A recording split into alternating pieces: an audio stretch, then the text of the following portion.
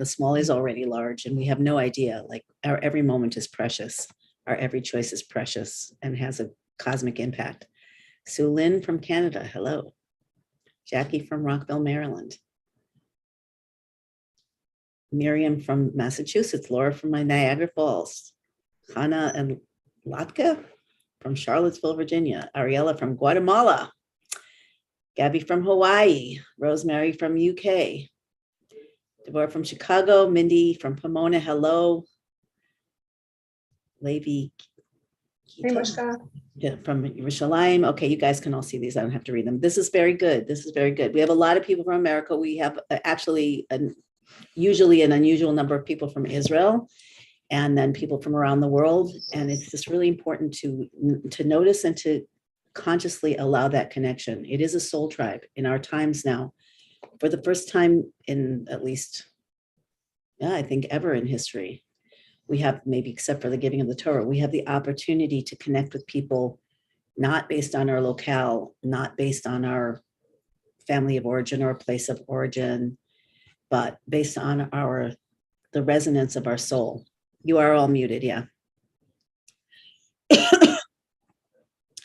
Okay, so keep that going. And the engagement has been amazing. And it's giving me a lot of thoughts about where I want to take this after the summit because it's time. Okay, so without further ado, I'm excited to bring back to you once again Ani Lipitz. The topic for today is healing with holy fire, and one that's very meaningful and exciting for me, and we'll see where it goes. Yeah. Ani is an educator, an author, and a speaker. Whose passion is helping people integrate the teachings of Jewish mysticism into their daily lives. She gives weekly classes. She runs Geula Vision. We have this website linked up under her video, but also Ani, you have a WhatsApp. So maybe you want to send David the invitation to your WhatsApp if that works for you. I don't know if you do. There's also a link on the website to join the WhatsApp. Okay, great. So Ani, I think you communicate mostly through your WhatsApp. So if you want to hear from Ani on a regular basis, that's what you want to do, join the WhatsApp.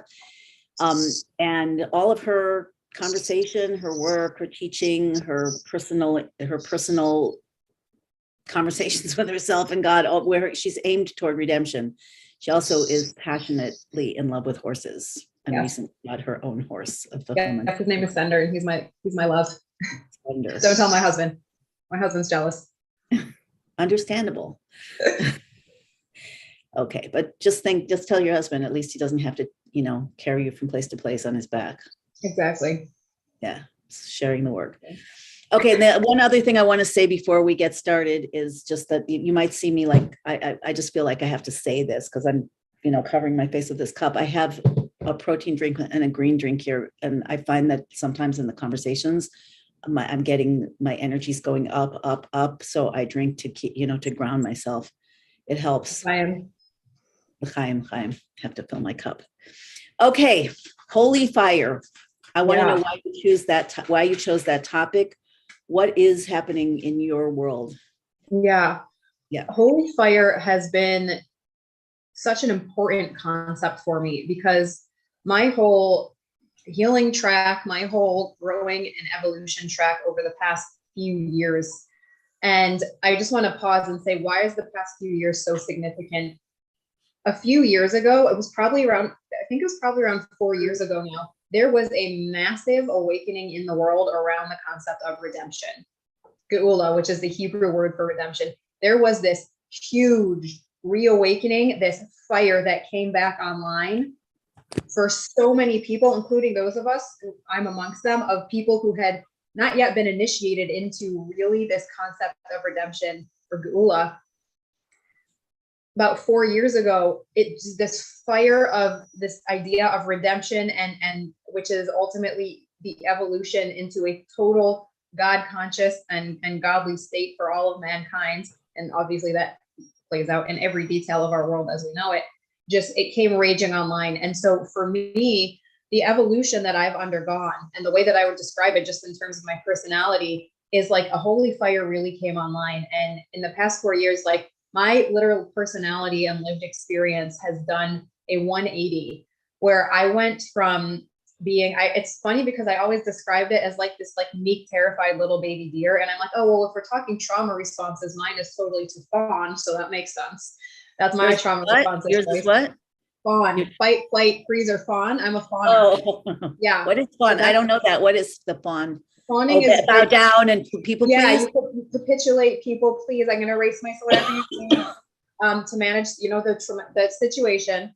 So I was like, oh, I'm totally fawner. So that makes sense that the image that comes to me is this little baby deer.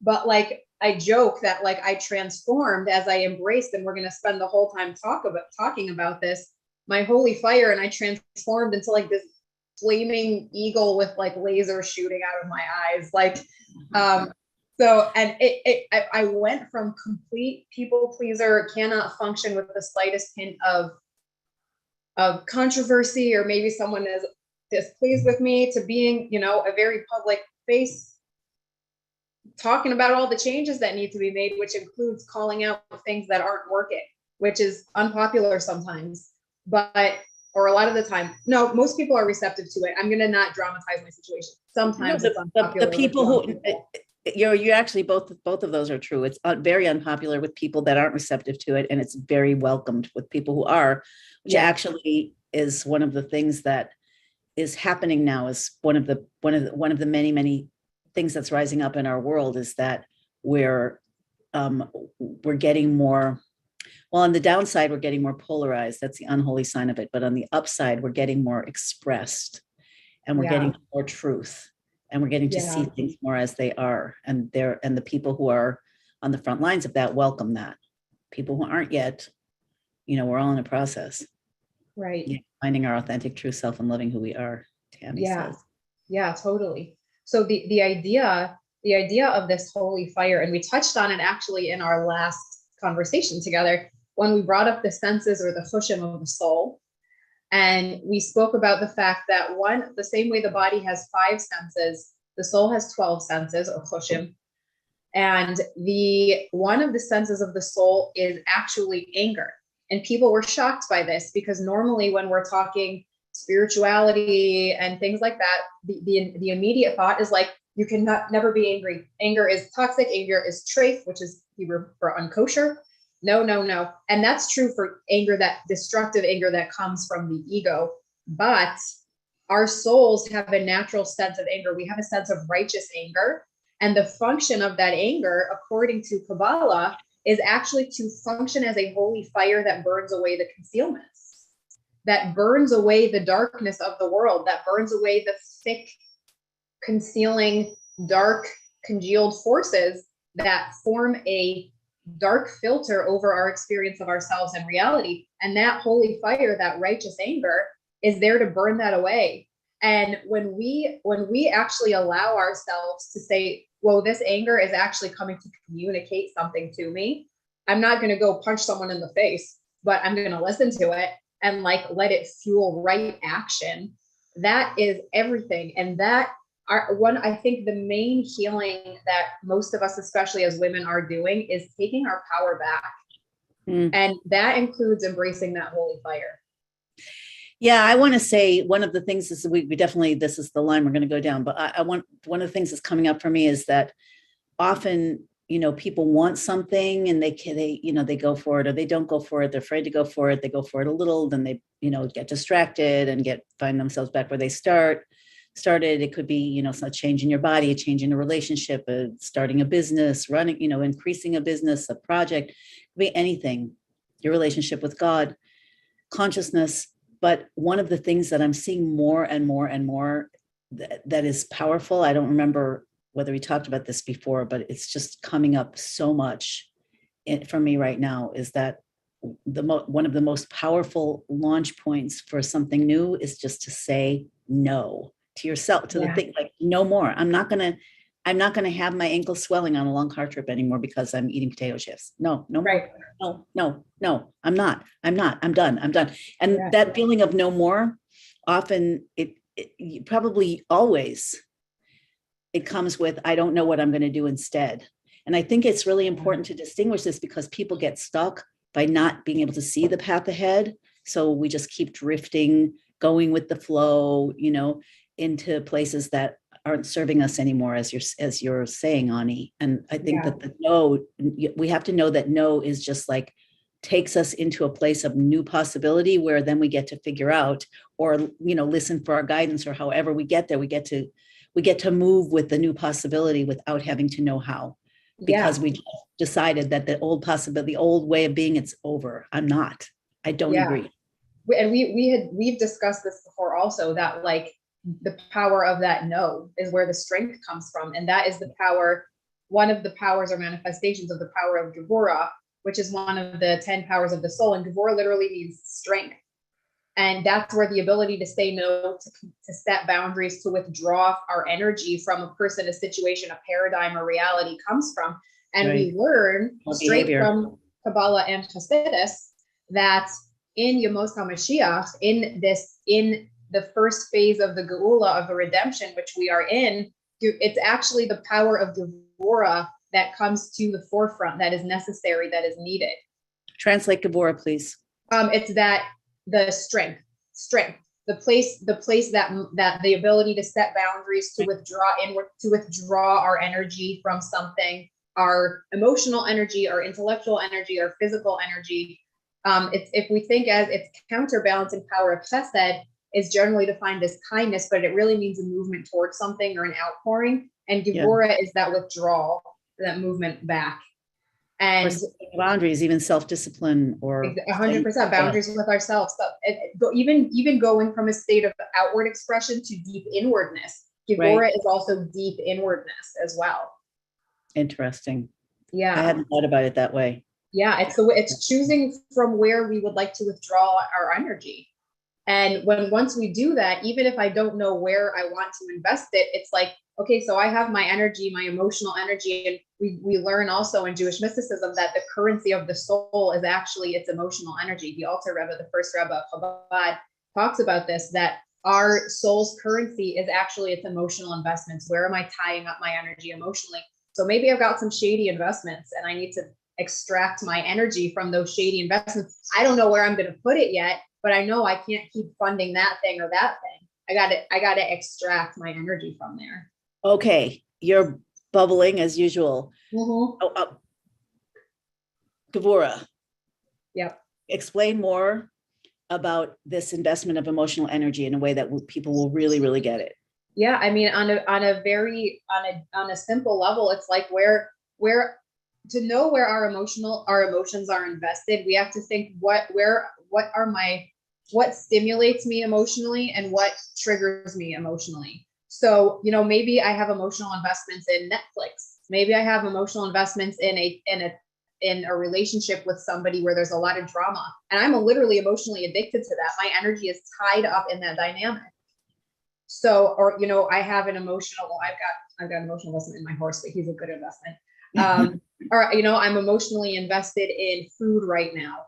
I have these investments that they're not paying, but I'm tied up in them. So then I can go through a process of saying, I need to have Gevurah, I need to say no to this investment. Then I'm going to enter a process of having to do some work to extract my emotional energy from there, understand why it got there in the first place, but to release my emotional energy, my psyche from the things that it's tied up in, whether it's people, relationships, beliefs, habits, and take that energy back and then be free to invest it in a new reality, the new reality that we're trying to co-create together. Or the new reality or the version of it that we are looking for in the next phase of our lives and our own personal. So what are the qualities or the behavior, anything in your experience that enable you to withdraw your emotional investment from a particular drama or being right about something or a behavior addictive or, habitual or a relationship that's serving you in some ways, but hurting you in others? Like, what are the tools for that? Yeah. So the first tool is awareness, is being aware of when I'm engaging with, say it's a person and I'm addicted to a drama relationship with this person, or desperately seeking approval from this person. So I notice that well, there's a deep part of me driving me toward that. There's another part of me, maybe a deeper part of me, that is like, no, I'm uncomfortable. I'm miserable with this. The first is awareness. Okay, wait, so we'll stop. People are asking for you to slow down a little bit. So we'll just give us a chance to have that thought. So to be aware of not just the payoff that we're getting or the pleasure that we're getting, but to be aware of the underlying feeling of discomfort or trying to cover up an awareness that this isn't serving me, or anger or resentment. Yeah, to open ourselves to those feelings of discomfort, that little voice that may be saying like, this is not okay. This is not healthy. This is not who we are. Okay. So first is just allowing for that voice to show up in us, whether it's literal words in our head, a feeling. It may be more times it's going to be a feeling in my body of like something isn't right. Even as I'm chasing this thing that I've been used to chasing, or engaging in this way that I've used, there's a part of us that's going to say like, no more. But we first have to hear that message. Right. Then it would be the power of saying no within ourselves, of like, I'm going to say no the next time the next time this trigger happens, or the chasing of this particular emotional stimulus, engaging with this person this way happens within myself, I'm going to say no. But if I find that I can't, that is where my healing work, that is a huge place of where my healing work is I can't say no to this. I need help withdrawing my emotional energy from this place. So say more about that. This is super valuable. Yeah. Because if I'm like, there's this part of me that I know intellectually, my body is telling me no, stop engaging with this particular person, but my emotions are, there's some deep sense of my psyche that feels that it needs this. My emotions are so intensely invested over there that like, as much as I know and feel that I should say no, I can't. That's when I say, I need to find a good coach, a good therapist, a good mentor, somebody who can help me explore what it is, what's the need in my psyche, the belief that is driving me so intensely to keep engaging in something that I know is not serving me, is unhealthy, is toxic, is not in alignment with who I am or the reality that my soul wants to create. There's also always an emotional payoff. Like you're not only making an emotional investment, you're getting some kind of payoff. It's just that the payoff comes with a tail that lashes at you. Yeah. So the work must also include looking at I'm sorry, I'm stumbling over my words. Seems very, very, very important right now.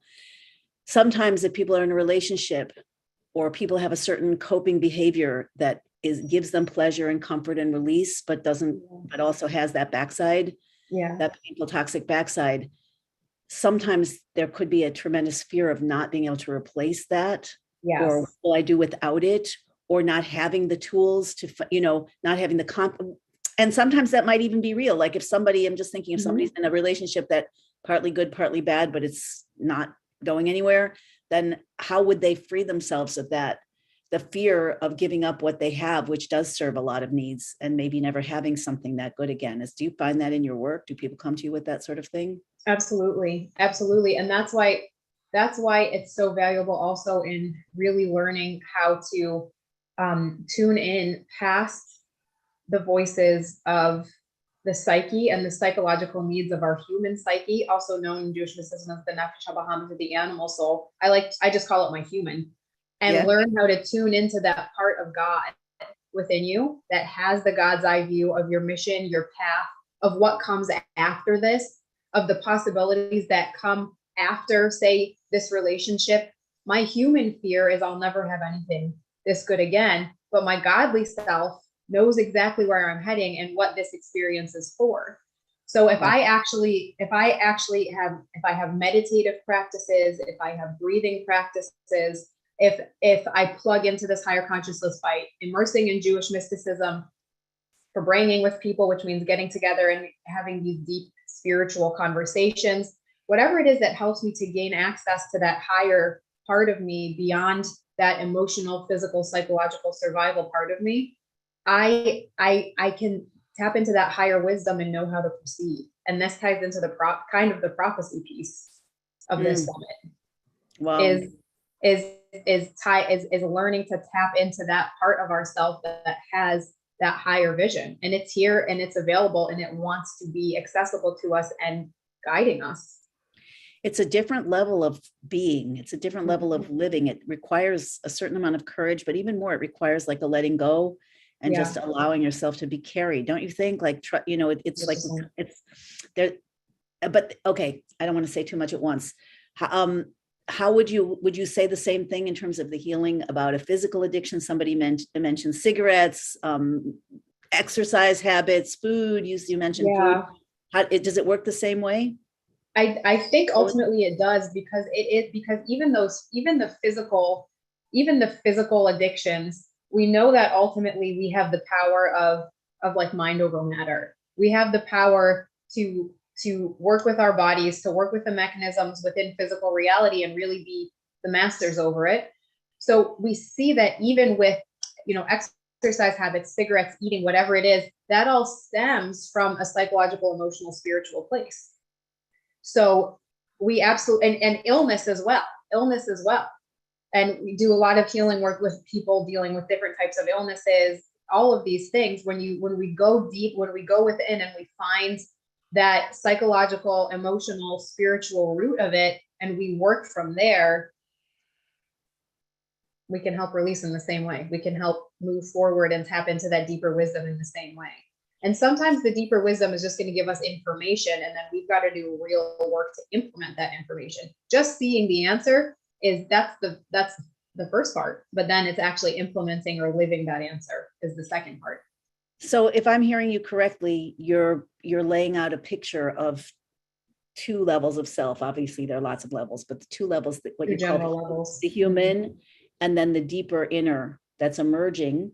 So the core of all of it seems to be saying no to the human because it's causing too much pain, which, I think Rabbi Winston yesterday was the one who spoke most clearly about the reality that God is bringing, that the world we're generating is the consequences of our choices and level of consciousness or unconsciousness. So the more we're conscious of that deeper level, the less we need these things to keep knocking us into more awareness. So the pain is coming because it seems like we've needed it. So the Baal Shem Tov says that. Want to quote? I don't remember the exact quote, but my husband sent me a page from his morning learning. He was like, "You're going to freak out when the Baal Shem Tov literally says that once you extract the lesson or the consciousness from whatever is manifesting, it doesn't have to manifest anymore." That's the whole secret of the Nisayon, that it's the word, the challenge is related to Nace. It's here to elevate you. Yeah, and then the Rebbe says we don't need that we don't need the Nisayos anymore. If we proactively work on developing the consciousness, we don't need it. Right. In fact, I've been told that it's a cosmic law. It's God's self-made law on himself that evil or darkness, negativity, what appears to us as negative is not holy, but it's here for a holy purpose. Yeah. So once we extract that consciousness and that shift from within it, it must, because of the law, fall away. It's elevated us, nace, the inner meaning of nisayon, of a challenge, is to elevate, to raise you to a higher place, and the outside shell must fall away. Right. So cosmic principle. Yeah, that's right. And Tanya too, in the Tanya. Yeah. So, okay. So there's people are sharing their experience. I want to hear more about, for some reason, I don't know if other people feel this. For some reason, I feel like maybe because my mind is trying to process a lot of this, I want to slow down, but I don't know if we need to slow down. Do you guys feel like we need to slow down, or is that just me? I want to hear from you though on this. I want to stop and meditate. Sharon says yes. Who else feels like this is like we're opening up things that, okay, so it's not just me. That's so I don't know how to slow down. because so I'll slow you down. So you know what? I'm just going to do what comes to me right now, and that is let's just take a moment of quiet. Yeah. I usually do this before calls. This time I haven't been doing it, and so we're just going to do it now. Like, clearly, speak really slowly. Just breathe first. You're here. I'm speaking to you, whoever you are. You're here in this moment in time and dot in space, whatever time and space actually are. Which is changing rapidly. Yeah. You're here as a soul, a divine messenger, divine being at your core, divine light, different expressions of that. You're here with a mission for this time, this moment, and this time and place to receive, to contribute your energy and to shift something. It's really clear that this summit is about shifting things, whether it's in awareness, whether it's in the deeper wiring, whether it's in the action, whether it's in any piece of our lives. So you're here, and I feel that's what's being catalyzed here in this conversation already with you, Ani, is a lot of shifting. Yeah. And people are feeling it, including me, and then trying to keep up with what you're saying, the next thing, and not able to because they're in this thing. So I'm wondering if you have maybe a meditation or a process, not instead of the conversation, but just, I think we need to connect deeper to what's going on within us. So if anybody wants to share what's going on in you and look a little deeper, that's the core of the healing work. Remember, Ani said the first stage is awareness. I always say consciousness equals choice. So where are you? Is all of you here? Is there Ayeka? Is part of you missing? Is part of you reacting? And what is that reaction? Let's listen to those voices and then share whatever you get. Yeah. And then Ani, if there's anything, is there anything that you'd like to? I think the best practice in line with this holy fire is really actually learning to sit with our anger. Is because again, for many of us, especially those, if our programmed human trauma response is fawn, is freeze, is any of them, but except for fight, essentially, we may automatically feel that anger is dangerous. It's socially dangerous. It may be physically dangerous, spiritually dangerous. And once again, we have to learn how to discern righteous anger coming from the soul, which tells me some type of boundary has been violated energetically, morally, spiritually. That anger comes to tell me that there has been some type of violation. Something is out of line in a way that is deeply meaningful and significant. And so learning how to feel the anger and sit with it. So when I feel anger, I'm just going to notice that I'm angry, and I'm going to notice my reaction to it. I'm afraid of my anger. I'm uncomfortable with my anger. I'm dissociating from my anger. I feel like I want to go punch a hole in the wall. When I feel that holy fire, when I feel that anger, I'm going to sit with it. And I'm just going to first and foremost learn how to feel it in my body. My chest is burning. I can't breathe so well. My face feels hot. My back is tensing, whatever it is. I'm just going to learn how to feel it. I'm not going to do anything with it, but I'm going to learn how to feel it and feel at least baseline safe feeling it. And then I want to, after I get comfortable doing that, and I need to be able to do that maybe a few times, maybe more than a few times, I want to start to learn to listen. When I start to feel anger, I'm going to sit with it, and I'm going to imagine it as a fire taking shape, whatever shape that needs. If it's a human shape, if it's just a big ball of fire, whatever shape that is. And I'm going to ask it, what do you have to tell me? What message do you have for me? If I'm not immediately aware, what boundaries being violated? Because, or what are you here to tell me? It may be totally, I'm angry right now because I'm exhausted and my kids are annoying me and I need a nap. That may be the message. It might not be some big mystical message of like, go change everything. It might literally be like, you need a nap and a snack, sweetheart, because your kids are annoying and your blood sugar's low. Okay. Like whatever the message is, to be like, oh yeah, that's it. And not project some giant, there may be a giant mystical prophetic message. It may be you need a snack and a nap, literally. but embracing that and to understand that there is a basis. A lot of people, especially people from a Torah tradition, we have been educated because throughout history, this holy fire was dangerous. The anger was dangerous. When the forces of ego were so much more intense in the world, in everything, this holy fire was dangerous. And I would say much of the time, if a person was experiencing this activation to anger, unless they were on a higher spiritual level, it likely was coming from ego. It likely was this holy fire being hijacked by the forces of darkness wanting to create strife and drama and conflict. But we are in a different era now, according to Torah, according to Hasidus, the Jewish mysticism. It was announced to us in no uncertain terms that the terms of engagement and reality have changed, and all of us, our internal states reflect that. And that we know now that we have access to the holy fire and the rectified anger because we are participating now in eradicating these forces of darkness from the world, of not just eradicating, but more importantly, taking the power back from them.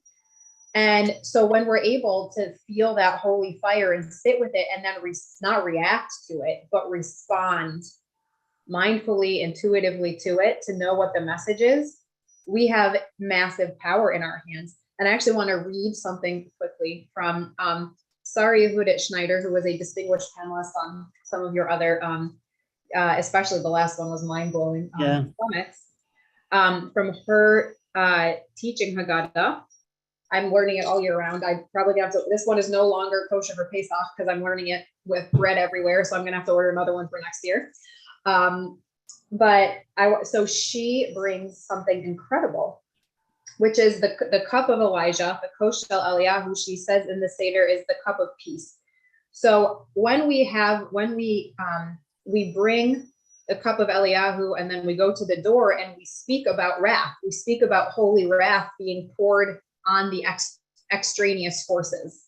So she brings this here. She says the wrath of Elijah, of Eliyahu, is paradoxically also the cup of peace. As long as evil exists in the world, there is a need for anger and belligerence, even if we can't yet express those emotions in a rectified way. The ideal for us is to become transparent channels of God's wrath, meaning the holy fire, the power to eradicate evil in the world. Not this judgmental, you're a bad girl wrath. We need to separate from that. But what this concept of holy wrath actually is, which is a reaction to anti-godliness, ungodliness, evil, darkness. The ideal is for us to become transparent channels of God's wrath without taking personal gratification from this privilege, meaning that ego, like, haha, I got you. We don't want to do that. This is what we practice year after year on Seder night when we invite Eliyahu, Elijah, to the table and speak words of indignation to all of those that oppose truth and justice, God and good.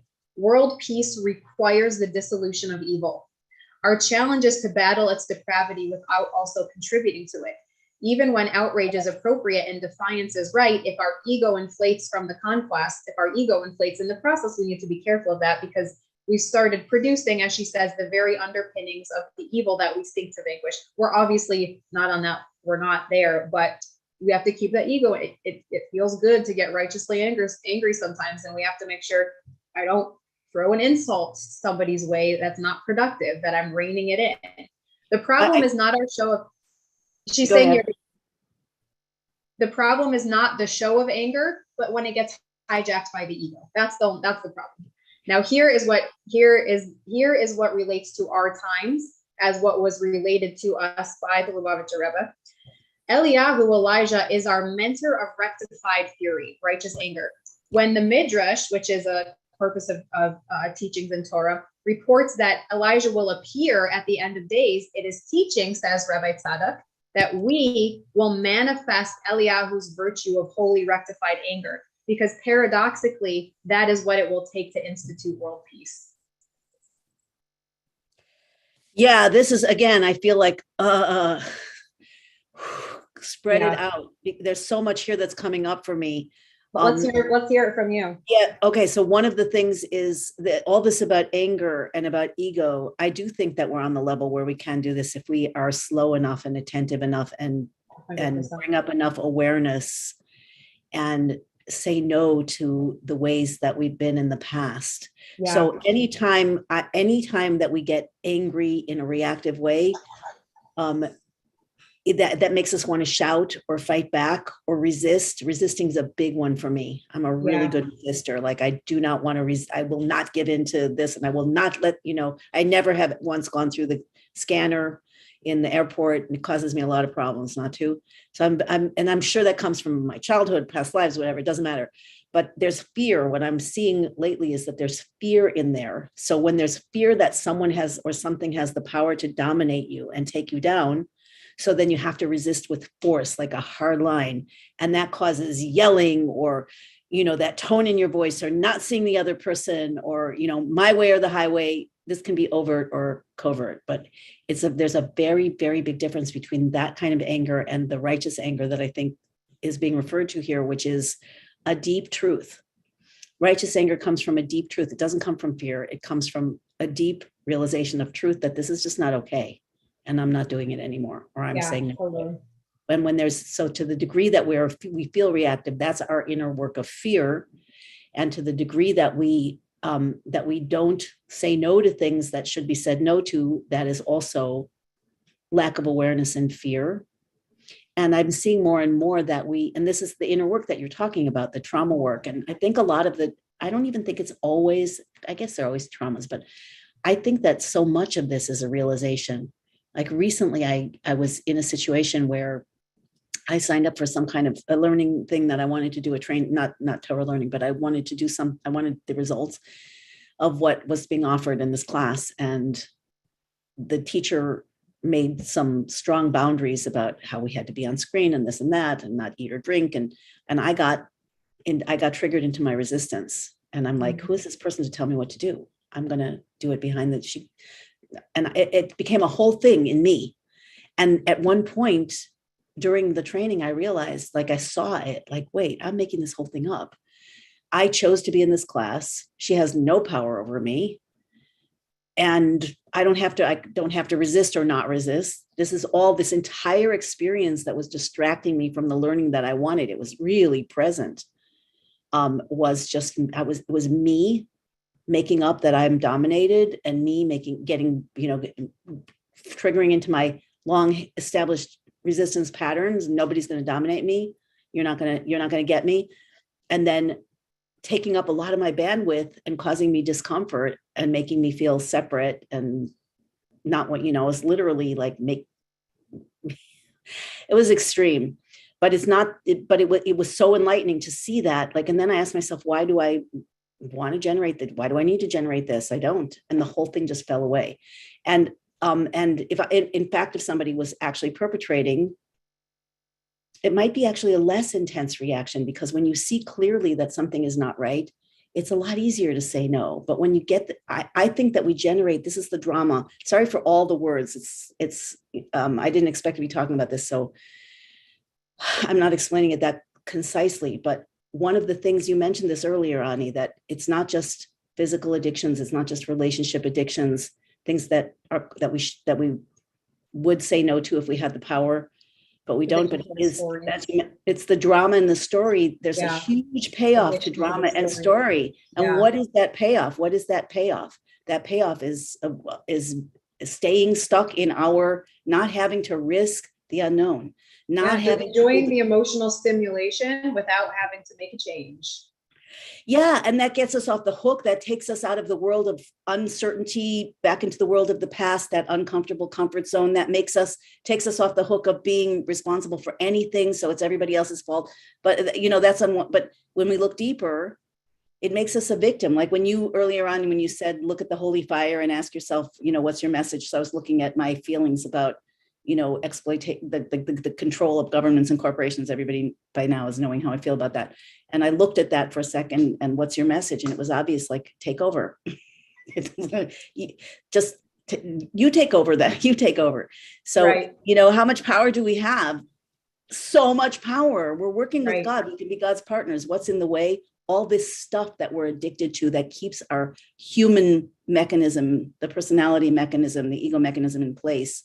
And I think it's force and counter force, like it says in the Torah. God created us in the state of suppression in order to allow us to burst forth in our co-creative divine power. Anyway, that's what I had to say at this point. Totally. I saw somebody asking for like an example of using righteous anger and so I'll use an example for my own life. So I thank God can now add high school principal to my list of jobs to my resume.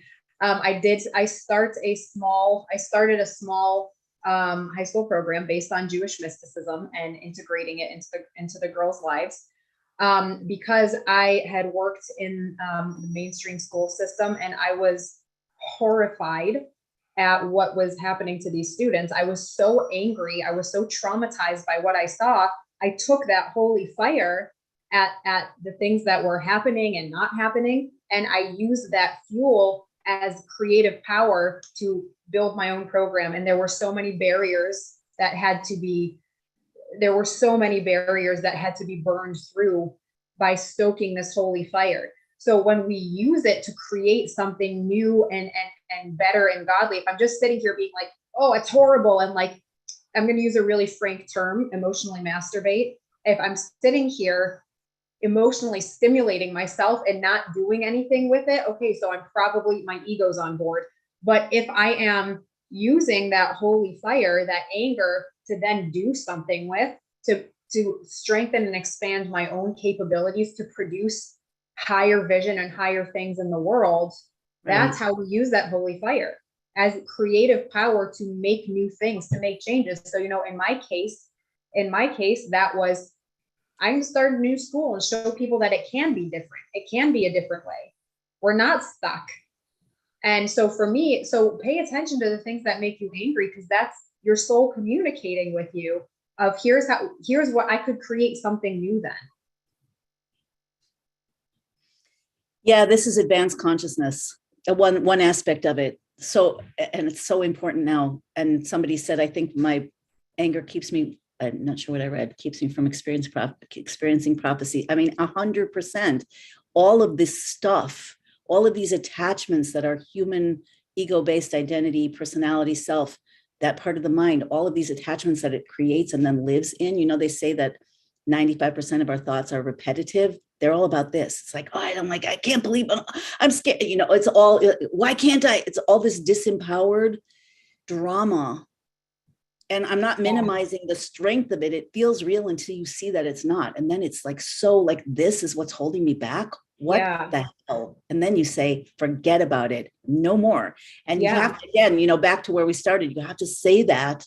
You get the opportunity to say that without knowing what you're going to do instead. You can't know what you're going to do instead because you're not there. It's a different game. You get out of it's like a straitjacket. You step out of the straitjacket and then you look around. What world am I in? What's my first step, my second step? That's where we use prophecy, divine inspiration, all the other things that are being shared here. Yeah, because the holy fire, the holy anger expands you, and the ego anger puts you in a constricted space, constricted consciousness. So that's one of the best ways to initially tell the difference is like, am I constricting and collapsing, or is this expanding me? Yeah, and the expansion, fear goes away, and my feeling of it when I'm there is I'm just standing in my truth. That's it, Yeah, and I don't feel I don't have to yell. I just like, okay, this is the way it is. You don't have to yell and scream because that fire itself is power, and it's going to express through you. Even if you're whispering, it's a power. That's right. Yeah, that's right. So it's, I guess, it's also about, as is the theme of one of the core themes of the summit, it's about connecting to that deeper self, as you've been saying, like, how do we make that connection? So clearing out the trauma work. Maybe it would be really good if you could explain to us more about your process from fawn to freedom fighter. Yeah. I mean, it wasn't glamorous. It's not super mystical. It was as simple as allowing those awarenesses, again, like we were talking about, those awarenesses to come in of this isn't right. That isn't, this needs to change. That needs to change. And being aware of my triggers and just acting against them. We say Hamaisa Hua Iker, ultimately our internal, which means that action is the main thing. Now, that doesn't mean that only my behavior matters. That is the opposite of what this means. What it actually means is that whatever is inside of me, whatever internal, my internal world is, it ultimately must become expressed in my choices and in the way that I'm living my life physically. The actual action-based choices that I make in my life. Right. So if I have this incredible awareness of, or even a small awareness of like, I need to stop yelling at my kids. So I feel the trigger. And next time I'm going to act against that trigger, bite my tongue, not yell, whatever it is. Or, you know, in my case, I feel a need to, somebody is treating me poorly and my instinct is to capitulate. Oh my God, you're right. I'm so sorry. Instead, I'm going to say, no, this is the way it is. Or, well, this is my experience and my experience is valid. So literally pushing against that fear, pushing against whatever trigger or energy it is that we're trying to change. In the end, the only way to do that, again, we may need help getting to that point of doing the inner trauma. We're getting to deeper awarenesses, doing energy release, emotional release. But in the end, it must be expressed in a new choice or even the same choice that's just coming from a different place. Right. 100%. Yeah. 100%. So it's also about integrity. You know, Yes. my interpretation of integrity is to be really aligned, all parts of you. You know, what you want genuinely, what you say you want, what you're here to accomplish. Yeah. And the thoughts you entertain, the words you use, the work that you choose to do, Yeah. and then the actions has to be aligned. It's one of my prayers to can you guys imagine what it would be like to be completely aligned, all levels of you, nothing in the way? We're working on it. Yeah, we're working on it. Yeah, sometimes the experience is available, but it just feels so different. It feels so different. It's like flying in a free space. That is wondrous. Yeah, it's so funny. I don't know why this is coming up, but I'm going to say it anyways. Like it definitely connects. So like earlier today, I was at the barn and hanging out with some of the girls at the barn, and we were talking about, you know, loving to get new accessories for our horses and things like that. And I was like, I actually cut myself off from getting new glittery saddle pads and stuff like that because I'm like, the icker here, the main thing here is like, I need to be a better rider. I need to have saddle time.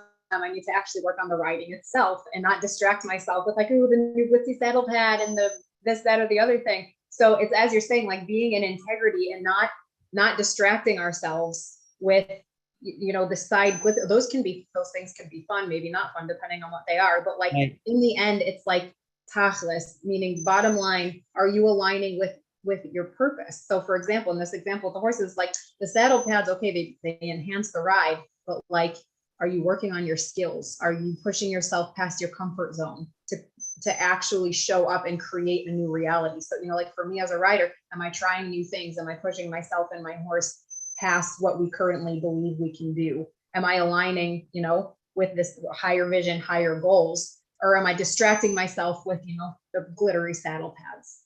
So that's just a very down to earth example from my own life that came up earlier. You think it's so down to earth. It's a real example. It seems down to earth, but yeah, very high. So what you're saying is that we need to illuminate the core. Yeah. What is my real desire and intention here? Yeah, and not distract ourselves. Even though those distractions can be enhancements to the core. But if we're not focusing on the core, they're not enhancing anything. Which is why I love that you said something that I think about a lot, that sometimes it's taking back the same behavior, but from a different place. Yeah. You know, you can eat, like I've thought for many years about how we can eat to check out and soothe ourselves, or we can eat as a celebration, the same food. Totally. With pleasure and enjoyment and gratitude. And one will leave us contracted and numb and diminished, and the other will open up new portals, new expansion. That's what you said before. It's either expansion or constriction. Yeah. And how does this work with illness? You mentioned that you've been working with illness. You're saying what piece, the holy fire piece or the? Yeah. In general, how are you working with illness?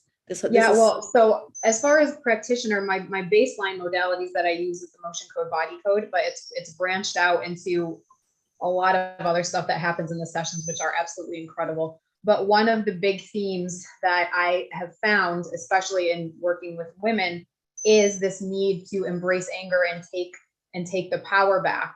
Because I've found that with a lot of clients, what's showing up as psychological, emotional imbalance or literal physical illness, a lot of it is repressed, swallowed anger. erasing the self, and dissociating from emotions, because so many people that I work with are spiritually sensitive, energetically sensitive, and they care so much about being good and being aligned that if it's been programmed and drilled into them that like anger is always trait, you can't ever, be mean. Everything that everyone's doing is perfect. And that's what it means to love another person. These very toxic messages dressed up as like highest holiness and integrity, unfortunately, but that's where we are. This is the darkness we're fighting. It's very overt and also very subtle forms, that so much illness, both psychological, emotional, and physical, is coming from dissociating, repressing, swallowing these reactions that we say it's got to be coming from my ego, from my negative inclination, the Yetzer Hara, but it's actually coming from our soul. And we start labeling signals from our soul, signals from the Satan or the Yetzer Hara, from the negative forces of the universe. And our whole sense of reality is inverted, and our mind, our heart, and our body will suffer immensely from it. So it comes back to trusting that, again, even according to Torah, at this point in history, we can and must start tuning into those signals, the anger, the fire, because we are rectified enough to do that. Now, we still have to be mindful and discerning, but we are rectified enough to handle that. And that is literally what we are doing now, is participating in taking the power back from the forces of evil and burning away that darkness.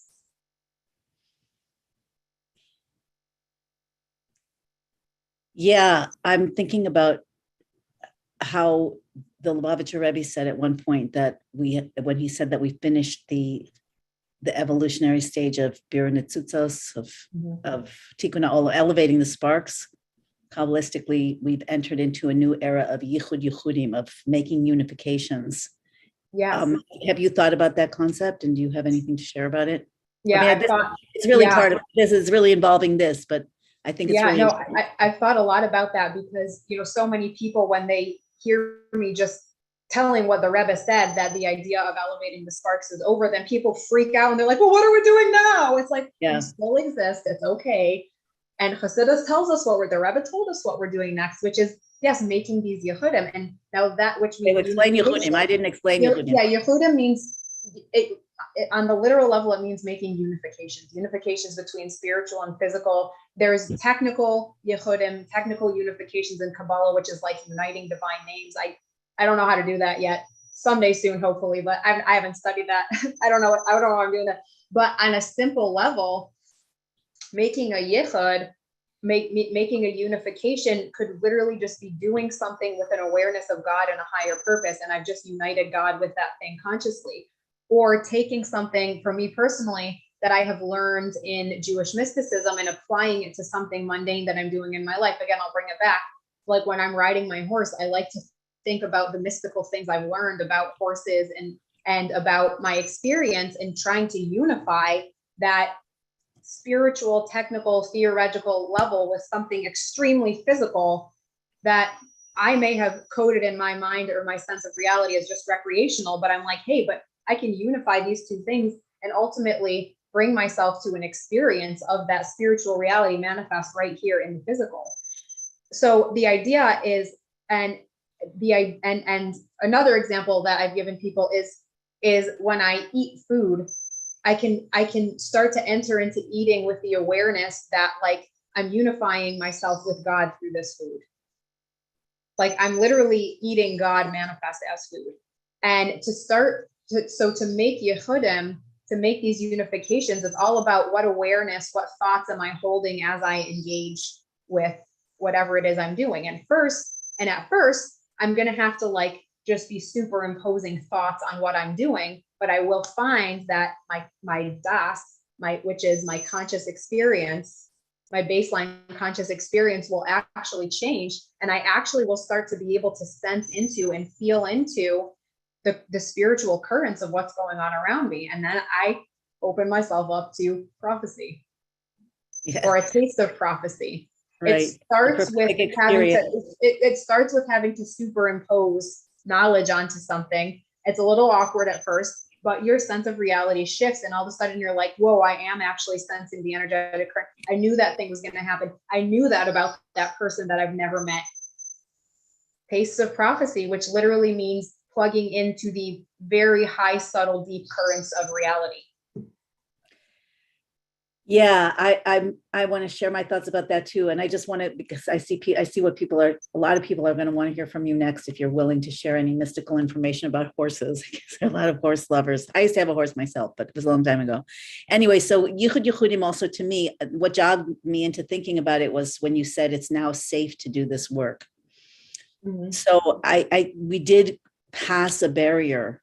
There was a certain long period of time, most of creation from the exile from the Garden of Eden, where our job was to walk through darkness, exile, and choose the right thing. First of all, figure out what is the right thing, eventually find the Torah, also free choice, do what the Torah says or don't do what the Torah says. So all that process involves mystical secrets of elevating divine sparks, releasing them from where they're hidden, which always catalyzes new light into the world.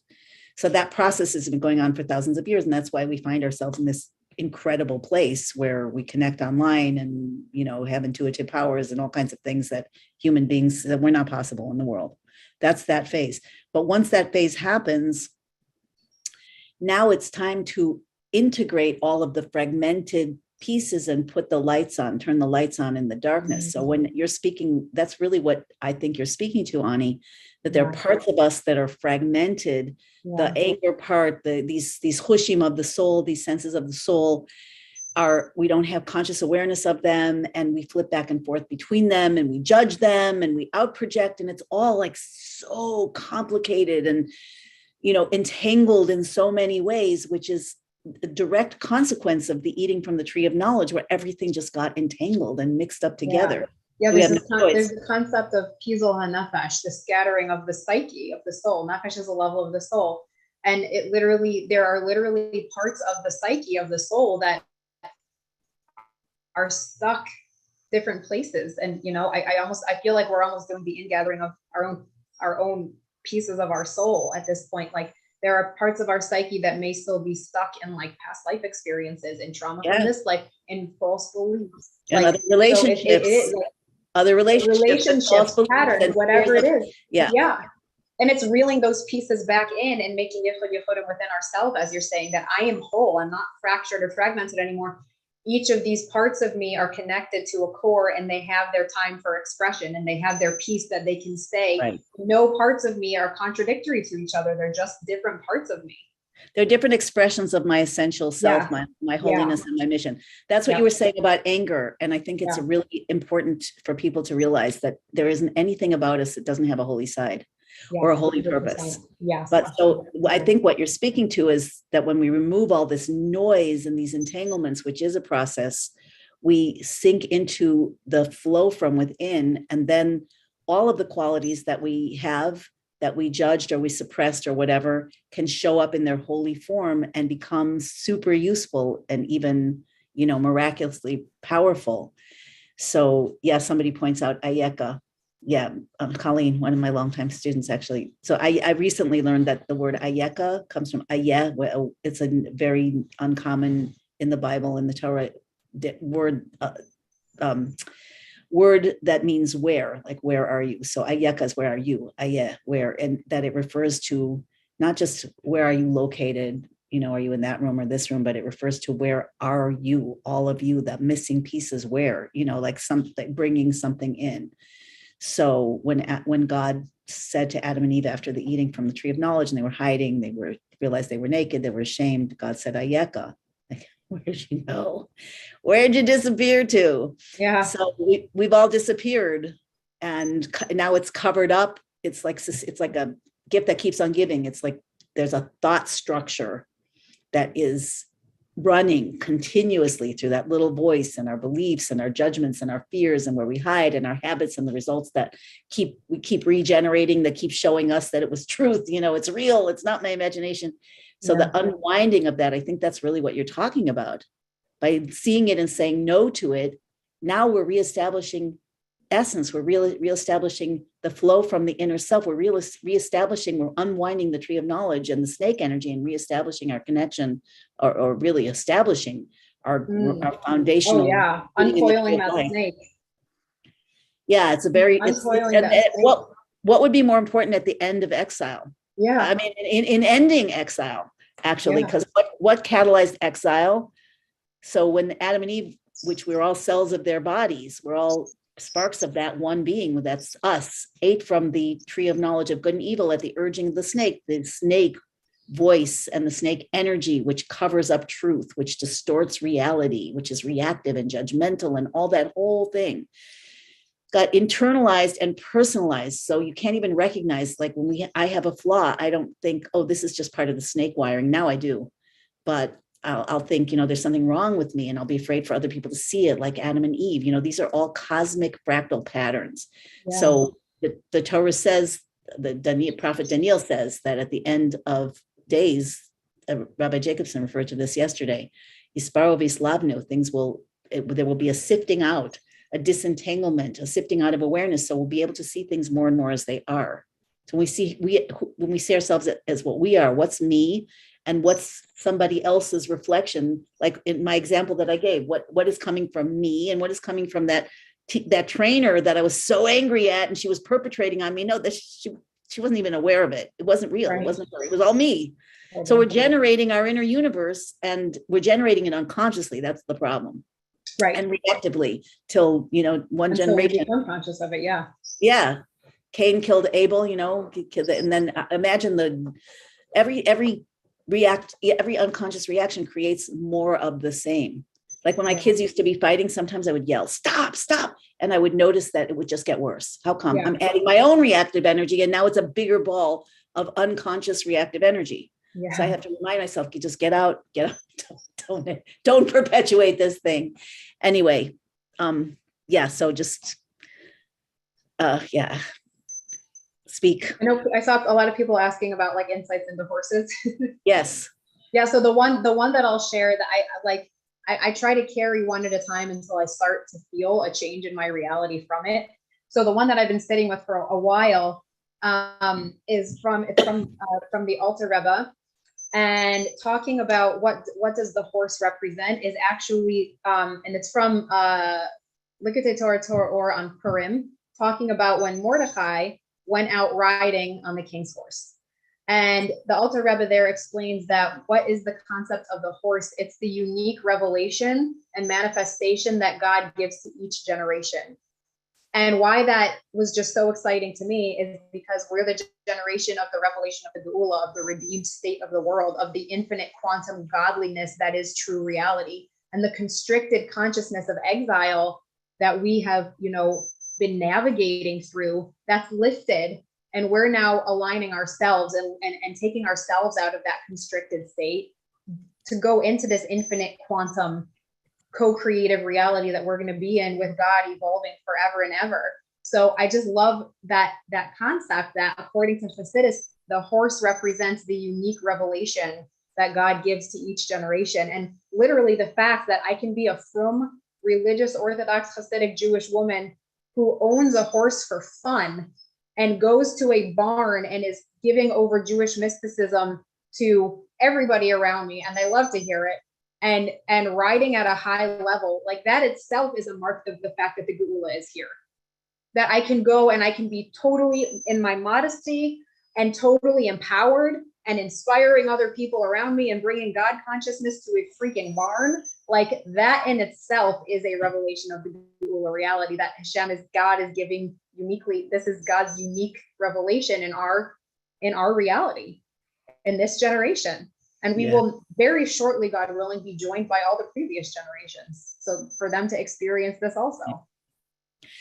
A word from the sponsor. There's some kind of feedback. I don't know if you guys are hearing it. It's very loud in my room. I don't know if it's coming from me or you, Ani. I'm going to just reach over and get headphones. I don't know if you have headphones. Let's see if that helps. Ani, so if you could put headphones on also, I don't know if you put a piece of paper down that the microphone's feeding back to the speakers. So if you put headphones on, it should cut the feedback. All right, let me see if I can find headphones. If you can't, don't worry. It's like, I don't think it's nearly as loud for the people on the call as it is for me, which makes me wonder if it's coming. I didn't even know if it's coming from outside. Yeah, high pitched screech that's happening. Let's see. I'm now on headphones. Can you guys hear me? Is it me? Yes, it is. Okay, let me see if I can find headphones. Okay, Shifra Chana, hold down the conversation. All right. Meanwhile, I would like to know from you guys, I'd like to hear your questions because this is a very important and real conversation that is personally relevant. And this is actually, not that the rest of it isn't personally relevant. We're approaching from all different directions, but here's where we get to do the work. I like to call work fairy dust, but here's where we get to sprinkle fairy dust on our lives. Here's where we get to actually do the transformational work in our real lives.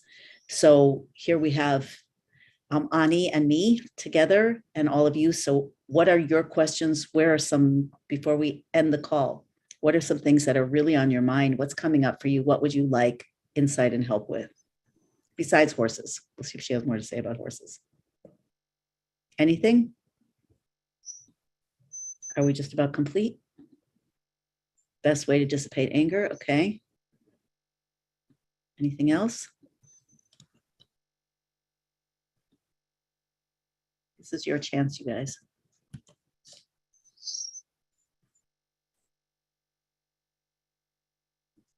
And the triggers, best way to deal with triggers. What are you saying, Colleen?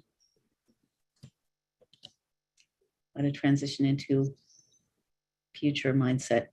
Yeah. So I want to say something. Okay, these are good. I'm going to be looking at these. I can't read while I'm talking. I can to a certain degree, but okay. So yeah, we'll talk about these. These are great.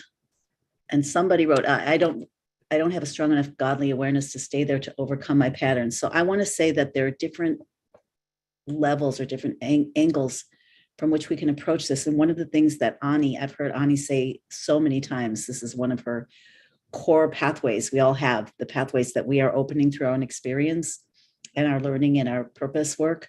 But one of her core pathways is, as she said, with the horse in the barn, that I can experience God while I'm on the horse in the barn, through the horse in the barn. In other words, instead of holiness, meaning that you're getting away from life. You know, it's bad to eat, it's bad to drink, it's bad to have a horse, it's bad to, worse, at best, it's a distraction. No, what she is saying is that everything in our lives, in our physical lives, and the physical things that give us pleasure and that make us feel expanded are part of our service. They're part of our own pathway. So what I want to say to that is that you don't have to have a godly awareness to do this. You don't have to have a sustained godly awareness to do this work. It actually works the opposite way. The more you do the work, the more you're able to experience a godly awareness. It's just because the stuff is getting out of the way. So the work is holy, whether your mind is centering. I don't think your mind even can center on God. When you're angry and upset about something and you're looking for where in your life did that first get triggered, and where's the unconscious fear, and where are the addictions, and what is the payoff of what you're doing, and what are you pretending that's not true? There are all kinds of things that you can do and that are really necessary to do this kind of deep clearing work.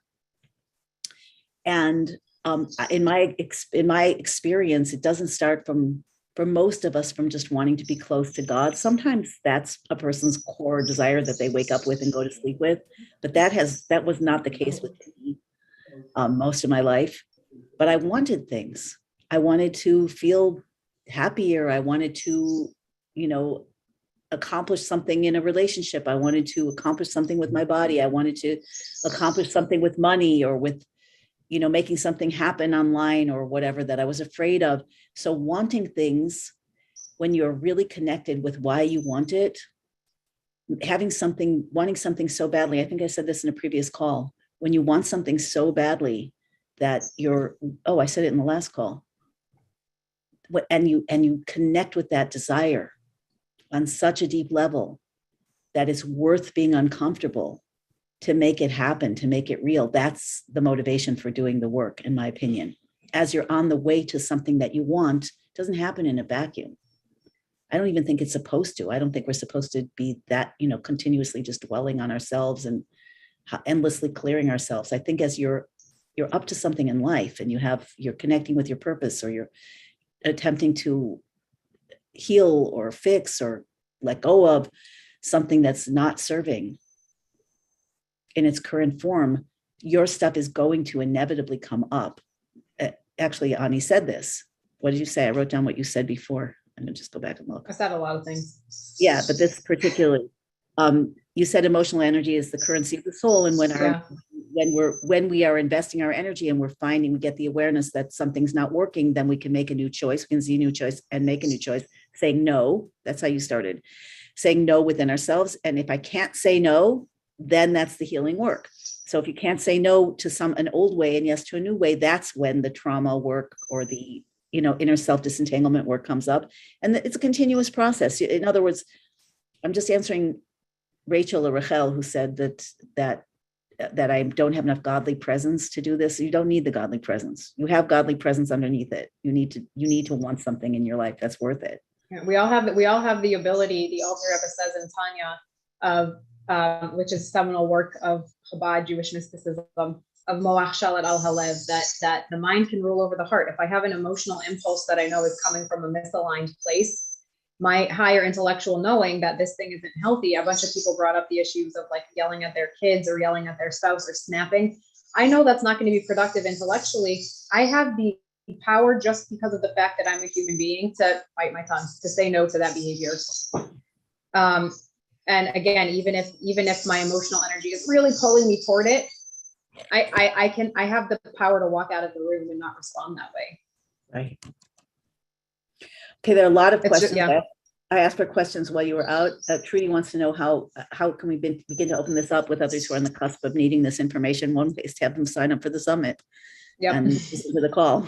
We can't force anyone to be ready. The more you hold at your frequency and vibration and not drop down into a place of desperately needing people, I want to share this with you, but really it's coming from you wanting to be validated. The more you're just able to be in it and radiate it, people start to respond and they themselves open. It might take time, but. Yeah. I'm just looking at the questions. Mm-hmm.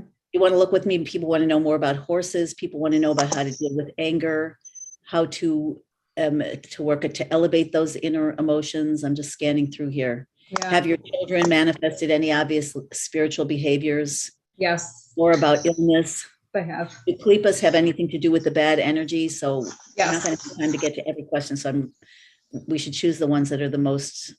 I'll let you do that, because you are way more seasoned than me at moderating. I usually just talk and put a video out. Okay. Well, a step-by-step process of the journey. Is there more to say about that? Do you want to recap it step by step? I just recapped. You said to have awareness that something's not working, to say no to it yourself. No to it. And then if you can't act in accordance with the no, look for a new path and don't go on the old path. Right. And if we can't, and if we are, if we're having a lot of trouble or if we're having a lot of trouble being able to say no to the old thing, or we're super distressed about not having the vision of what to do instead, that's when we enlist the help of coaches, healers, therapists, mentors, wise friends. Okay. So really good that just came up, because the topic is healing through holy fire. Healing means unwinding that which is in the way of your soul fully embodying and showing up in your mind and your heart and your cells and your relationships and everywhere. Yeah. So that's the healing part. Holy fire is the saying no to that which is not okay anymore. Yes. Yeah. And then that is the generator of the trauma work, for which you can go to, as Ani's been saying, healers, mentors, coaches. Whatever helps you. Yeah. And then, okay, so let me just see what I think should be answered. Okay, what about your experience in energetically feeling emotions and triggers? So Laura asks, do you just allow space and intuitively ask? What do you do? Me personally? Yeah. Yeah. So I have gotten to a place in my inner work that I've gotten able to be very transparent with myself, but still I do need to reach out to people, the healers or the coaches or the wise friends in my inner circle. I choose people who are intuitive and who I know are not going to be coming from ego, who, if I say, hey, I have this block, please tell me the ugly truth. What is this? Where is it coming from?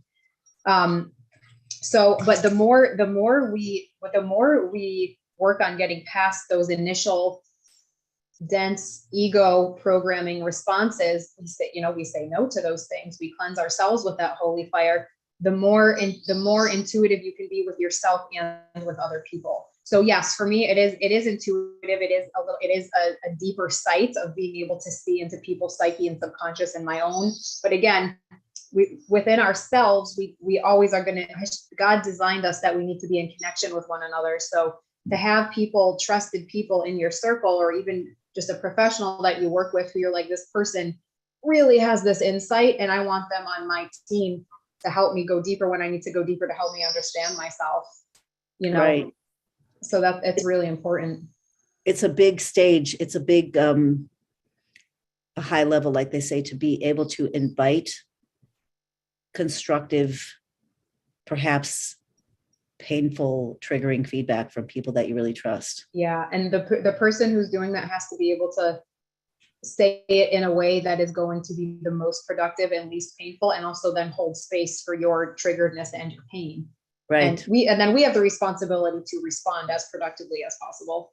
Right. But again, a lot of the time, like, I can come to a painful conclusion myself, but I won't be able to integrate it unless I have that friend or practitioner holding the space for me, giving me the experience of being loved still and accepted still, even as I integrate this truth about myself of something that needs to change. So that's why I know some practitioners who are like, no, I did all this work myself. And I'm like, I know, but if you could let someone hold that space for you and like love you through it, it would be so much better for you. Yeah, one of the issues that I had in the example that I just mentioned was that I was like, who's this person to tell me things? I know these things. Yeah. And it was only, I got some feedback. I got some, whatever, maybe it does matter. Maybe I don't want to share it, but in a small group during it, I got some feedback from people about things that I did not know were showing up, like, which was control and rigidity. So I've come to the place in my life, a while ago, but it's deeper. I don't always see it, but there is space in my life and my consciousness to see things that are, the unconscious snake behaviors that are in my way, and not to see them as my friend. And even if I get I don't want people to see me that way, that can be like holy anger, like a motivator to, okay, so don't show up that way anymore. Do the work. Totally. Yeah. And that's something that I think is also key, and maybe should be in your step-by-step process. Be willing to see the cost of holding on to the things that are past their expiration date. Mm-hmm. What is the cost for you? What's the cost for your future? What's the cost for your potential? What's the cost for the other person, or this, if there is another person? What's the cost for what you're able to do in the world? What's the cost in your health and happiness and peace of mind? So it's really important to see the cost of things. That's part of the Gevurah. Massively. Yeah. There's always a payoff, and we don't usually see the cost. There's a lot of hiding from ourselves that we do. Totally. And it's just that fear of change, which is just the insanity of the snake that wants to, say, no, it's safer here. It feels safer, but really it's not. Staying in the status quo. It's the fear of change, but it's also something else. Fear is a huge one, but shame is at least as big. Yeah. I think shame is the core emotion that we read about in that experience. It's the core exile emotion. Yeah. So, and it is coming directly from the fact that we think that these things that are superimposed on us, these snake patterns, are a flaw in us, rather than knowing that they're part of the divine design. Yes. So when we start to get that and realize that this is just a vibrational frequency that we could call shame that's being triggered, but it actually showing up for real in truth is actually a warrior and a hero. It's not a flawed person. It's what most people aren't willing to do. So that's a shift that I think is also really important to make. And I think that's the unwinding of exile to a very large degree. Hugely. So I want to ask you, I'm just keep scrolling through the questions because there's so many now in the comments too. It's wonderful. But with your kids, changes with your kids, twofold question about the kids. You've mentioned here and other places that one of your big issues was yelling at the kids. That's one of the places where you found freedom to be calm, to not feel rushed, to not go into panic, my words, anxiety. So how did you, and this is somebody also asked how to get free from fear. How did you do that? That's fear-based. Yelling at kids is definitely fear-based. Totally. And then what's manifested in your kids as a result?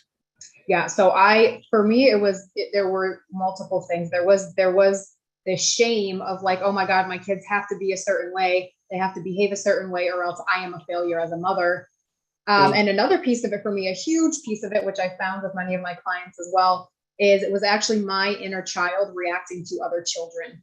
And when they wouldn't listen to me or this, that, or the other thing, it was my inner child being rejected by other kids. Oh my gosh. And so that was that was the piece for me. It was like, oh my God, I am being a child feeling rejected by other kids. And I got to work on this inner child and be a grown up, being a grown woman.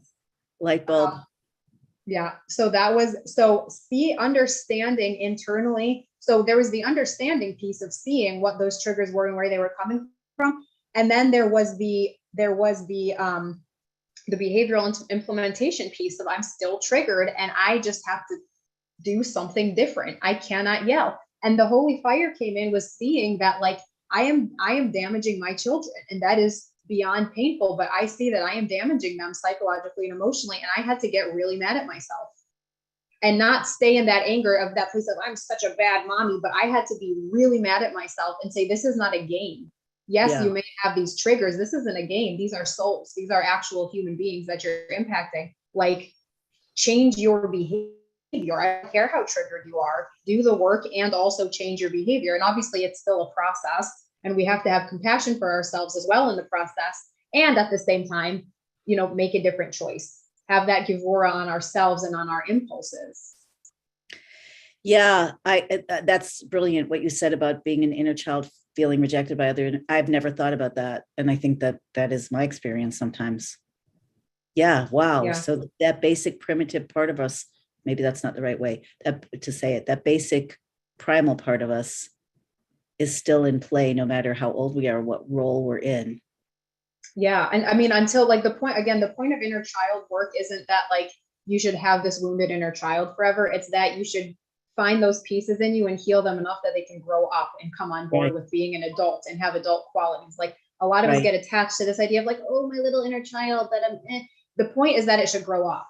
We work with it, not so we can keep like, oh, little baby, but so that like it needs to grow up. It wants to grow up. So we have to be aware of that because we can get very romantic and sentimental about inner child work. But the point is to get that inner child to grow up and come on board. Right. But you can't educate it and enlighten it and nurture it and listen to it and, show it another way to get it what it needs until you see it. Exactly. 100%. Yeah, no, we have to see it and we have to be loving with it, but to be aware, let me not coddle it forever because it wants to grow up and I need it to grow up because it's a piece of my psyche that has a ton of power that needs to come online with me in the present and not be stuck this pizol hanefesh in the past. Yes. Well said. So people are talking about vulnerability. It looks like people are very much with this conversation, but everybody does understand, right, how important this is. This is personal redemption. Yes. And the general redemption isn't just about doing things and telling people things. It's about transforming things and and letting the true you and the new you shine through you so that other people can actually have that experience as well. Yeah. And this is the bottom line of it. And it is so essential. You cannot lead effectively in bigger and bigger ways without doing this work. You cannot. Yeah. It has to be. Yeah. It can't stay just this. That it means it cannot stay dissociated awareness or theoretical awareness that I feel excited about intellectually. It has to become the choices that I make. Right. It has to change things on the ground. So about being vulnerable, a bunch of people were talking about being vulnerable. Being vulnerable is very hard. Being vulnerable is scary. Yes, in a way, at first, but why is it scary? And before you answer, Ani, I want to know, I want people who are thinking about being vulnerable, why is it scary? What's scary about it for you? Real question. Let's do some discovery. Mm-hmm. Shame. Mm-hmm. Exactly, shame. So what's the shame? Anybody have a different? It makes you open to abuse. Mm-hmm. That might be a different kind of vulnerability. Being vulnerable to abuse is not the kind of vulnerability that is recommended here. If you say no to abuse, but vulnerability to seeing other people's experience with you, that's the vulnerability we tend to avoid the most. I don't want to see myself that way because then I have to feel shame, and shame feels like a black hole. Sometimes shame feels worse than the fear of shame is worse than the fear of death. Literally feels like I'm a waste of space. I shouldn't be here. It's cosmic level intensity, which is why it has so much power. Yep. That's the core of the snake. That's shame. Yeah. And we know that because Adam and Eve felt ashamed and they hid. Yeah. And people who are allowing themselves to be vehicles of the snake, they use shame to manipulate and damage so they can control. I think that most of us do that until we learn that we're doing it and we make a different choice. I think we do. All of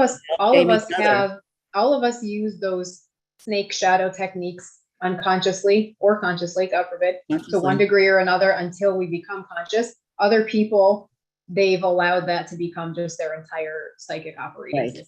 And that's because we're unconscious. When you're unconscious, you have no choice. Yeah. You repeat that thousands of times. When you're conscious, then you have a choice. It's not, doesn't mean that you have to do anything or you will do anything, but now you can be responsible for what you choose and see that the results are what you're choosing. Yeah. So the vulnerability thing, so shame, I just would like to talk a little bit more about shame. And that, again, I want to say, and then I want to turn it over to Ani. And you guys share your own insights because we're co-creating here and everybody here is quite insightful. So shame is this core thing that got implanted that creates a veil, like a wall, like a screen between your essential self, God's essential love for you, the essential self of other people, your purpose, your power, all of it. So we're afraid of failing because then we might feel shame. We're afraid of opening to see what somebody else's experience is with us because then we might feel shame. We're afraid of being criticized because then we might feel shame. And all of that, all of the behaviors that we have, anger, rage, hiding, flight, fight, fawn, are all coming because we cannot, because we're hiding from the experience of shame, just exactly like we did in the Garden of Eden, hiding. Because we were naked and we're ashamed. I'm naked, I'm vulnerable. You see me, I'm bad. I'm ugly, I'm raw, I'm wrong. I'm a waste of space. All of this is the cosmic core level, bottom line lie of gullus, of exile of the snake that needs to be unwound now. Everyone here feels shame. Everyone here has the same human things. Sometimes we do something that we need to rectify. Okay, that's good information. That's the reason why I'm here. I get to rectify it and then let it go. I get to learn from it and expand. The shame is instead of life. The shame separates us from God. The shame is instead of all of our power. So we really need to see it. And when these beliefs that we have wired in, that we don't question, like vulnerability is scary. No, vulnerability opens us up to shame. And shame makes me feel, when it's triggered, like I am utterly wrong and unacceptable. And it goes down to the core. And every time I look at it and say, no, that's not the case, I'm releasing this ugly energy that's not mine. Right. And bring myself up to make new choices and help to heal the world. This is healing. Yeah. That changes the entire relationship with everything that we're addressing now. That's what I have to say, Ani. Because of this core, because of the shame, so many people punish themselves. They'll create illness. They'll perpetuate unhealthy relationships, and part of it is could be addiction to trauma, could be unconscious things trying to resolve, and some of it is just shame and this feeling that, like, I need to be punished. I need to punish myself. And that's one of the reasons why, the medicine for this, which is the stream of Jewish mysticism called Hasidus, why the Rebbeim, the leaders of the Hasidic movement, had to pound it into our heads over and over again. You are worthy. You are godly. Yes, there are aspects of you that need your attention. There's darkness that needs your attention. but your core is worthiness, godliness, power. Just live a good life. Let go and live a good life. That's why we needed these masters, these spiritual masters of a caliber that no one can even fathom, to come into this world and talk to us dense people and tell us for hundreds of years, you're worthy, you're powerful, you're worthy, you're powerful, you're godly, because we needed that medicine. And Hasidus is literally described as a medicine to get us up out of the dust and the dirt of our own shame and step into who we really are. Well said. So is this a good place to end? Do people have, I'm still in that feeling of things coming up from the inside that I need to take a look at later, and like what is emerging, the feeling that made me feel like everything was going fast. So are there any, we're at 90 minutes. Are there any final questions that you guys want to ask Ani, or anything, Ani, that you would like to say further before we end this particular call? Yeah, but it's the time is now to take back, to step into our power. It's about power now. We just passed 28, and in Hebrew, the gematria, the numerical value of 28 is koach, which means power. 28 years since the Histalkus, the seeming passing of the Lubavitcher Rebbe, who is the central soul, the redeemer figure. And with that seeming passing, the Rebbe handed the power in no uncertain terms to us. He had tried to do that earlier and we weren't ready to take it. So that was a massive nesimas koach, a giving over of power. We're now 28 years, we're koach, power, past that point. It is all about power, stepping into power unabashedly, unashamedly. I am powerful. I am on the side of good. I'm here to create goodness and godliness, taking back that power, taking that power and just full steam ahead with it. And that's where we are. For every aspect of our life, my family life, my relationships with my kids, my spouse, the home, the things that the way I spend my time, it's specifically in those things. You don't have to go out and build an organization or destroy some, dark entity. It's specifically in that redeemed vision for your just beautiful, gorgeous, amazing human life, your relationships, the way you spend your time, the things that bring you pleasure and purpose, no matter how seemingly small or mundane, take back that power and create that. Yes. One more thing I want to ask you to speak about briefly, even though we're over time, because I see it coming up. It's rampant among spiritual people. It always shows up at summits and every other, other places. I want you to talk about briefly, but clearly about spiritual dissociation,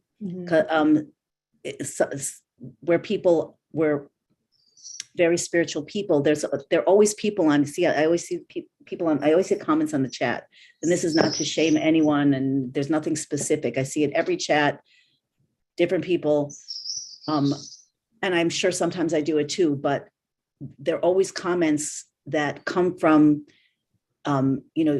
basically, even if it's not phrased this way, it's like, you shouldn't feel that way because God, you shouldn't feel that way because, we just have to love, and we just have to let it go, and we just have to,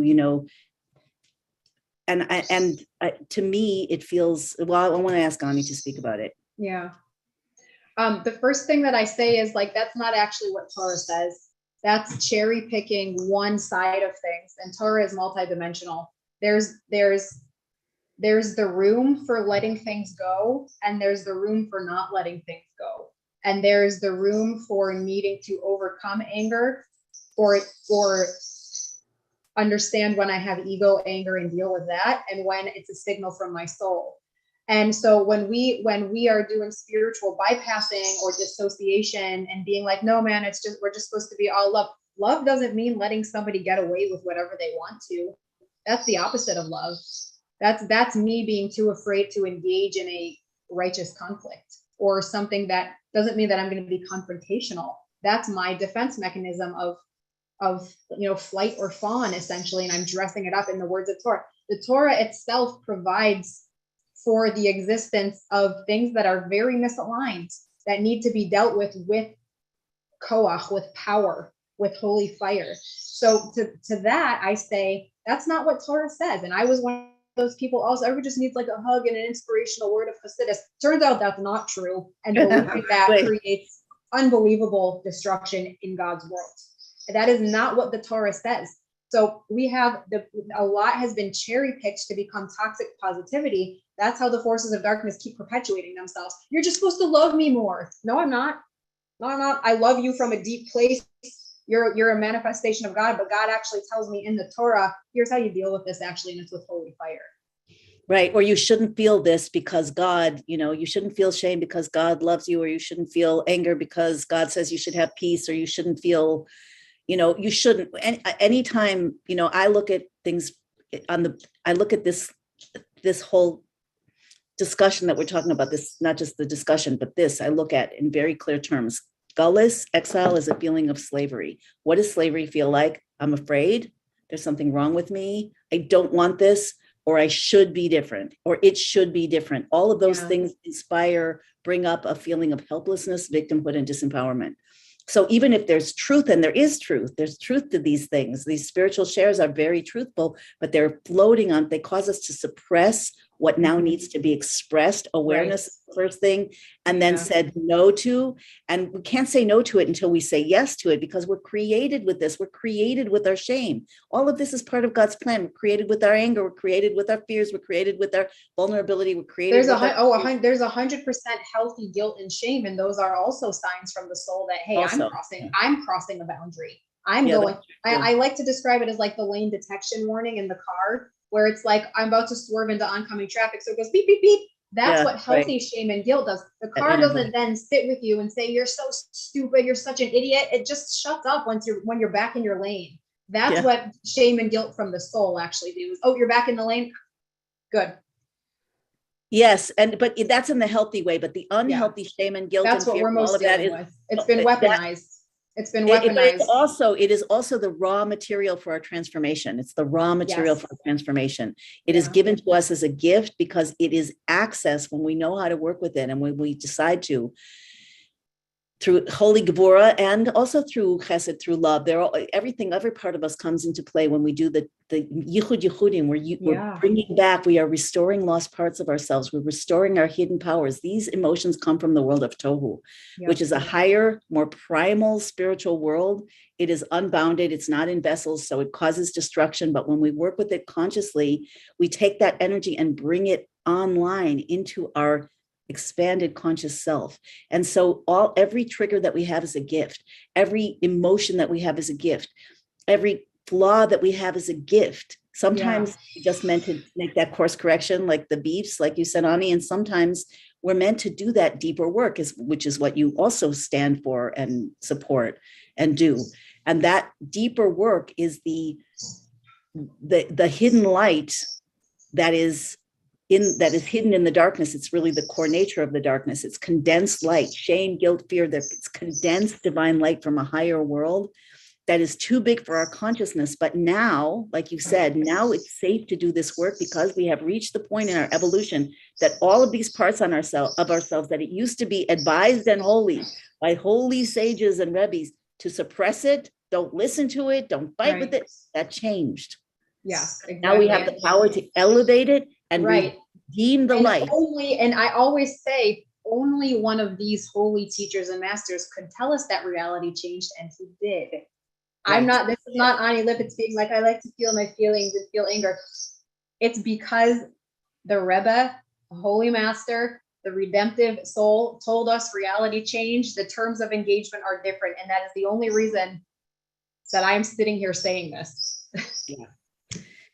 Yes. Okay. There's so much more to say about this, but there is. For next time. Yep. Okay, everybody. Thank you again. Ani, thank you again. It's always such an enlightening pleasure to talk to you. Thank God. Feelings mutual. Okay. All right. And very soon. Take care, everybody. There's one more call today.